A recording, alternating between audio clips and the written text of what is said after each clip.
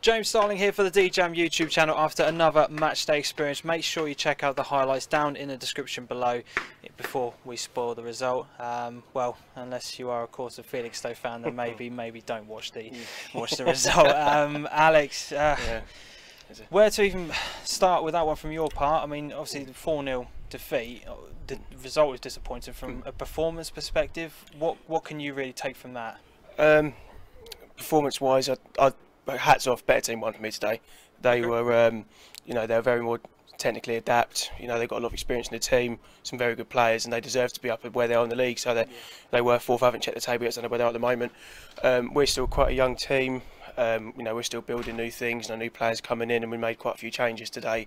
Probably didn't work out. So as management, we've sort of put our hands up and saying, got a few things wrong ourselves. Some of the players, they put their all in today.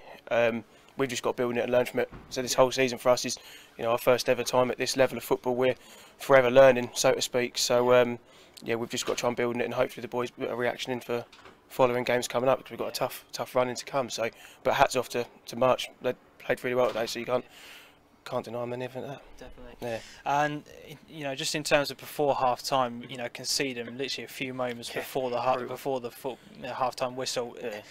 Do you pretty much kind of have to, you know, old cliche, tear up your kind of notes about what you kind of spoke about, or you know, how gutting was that? I would obviously prefer to go in 1-0. Thought we could have got something out of the game. We could have sort of started pressing again, but as soon as the second goal's in, especially that close to half time as well, we can see it knocks everyone's confidence down from up here to down here.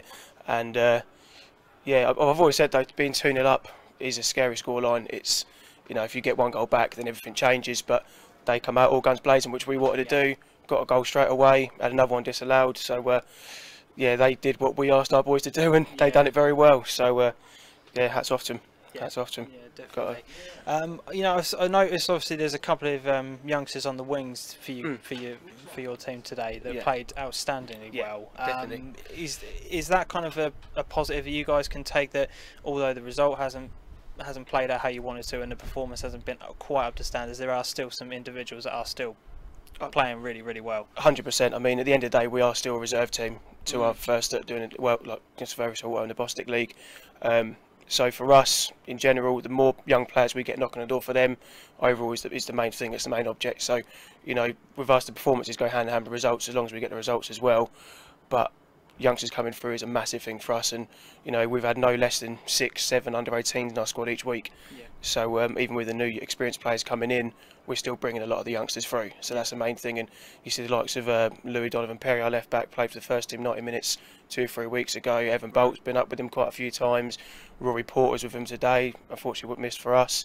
They're all knocking on the door. So it's a positive for us as a club as a whole. So yeah, so performance obviously today wasn't great, but some individual performances from some will be not good on us for going forward, but yeah, for the club as a whole, it's a great thing. Definitely. Yeah. And you mentioned obviously the whole club just there. I mean, I was going to talk about the fact that obviously the Furlough None announced earlier in the week that 2 teams will be going down from this division.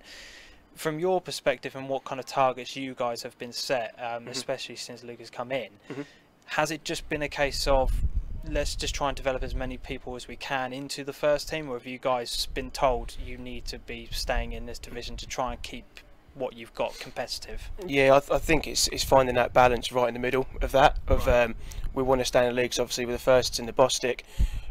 We don't want to have that big divisional gap between the two teams. So realistically, for them to drop down and get good standard minutes for fitness and us to bring good players through, we need to be in this division. So it's finding that happy medium right in the middle of, we need to develop players, but also we need to stay up as well. So we've had a look at our fixtures coming up.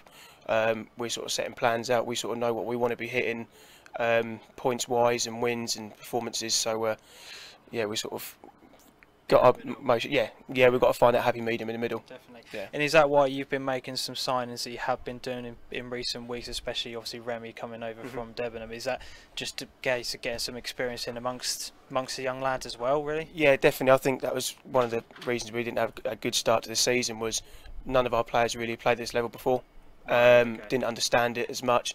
No disrespect to them, they were, you know, very good lads and good players as well, but when you come up against some teams that have been around here for 10 odd years and they're their first teams themselves, bring a lot of supporters and stuff and big clubs, then you're going to get found out very quickly. So yeah, bringing these sort of players in like Remy and Danny Garrett this week brings that bit of experience and knowledge to the game, and hopefully that's something we can build around. And you know, in the latter stages of the season, it will all start clicking. Yeah. And just final question: moving forward for the rest of the season, now, is it just a case of just finishing above that top, you know, the bottom two? Is that what you're really setting yourselves as moving forward? Yeah, realistic targets obviously staying up is the main thing. If you were to say you finish 16th start, I'd shake your hand and say, yep, we'll have that. But looking forward, developing wise, we know we've got a team that can do well, especially against the teams around us. So we'd like to sort of finish up a bit higher.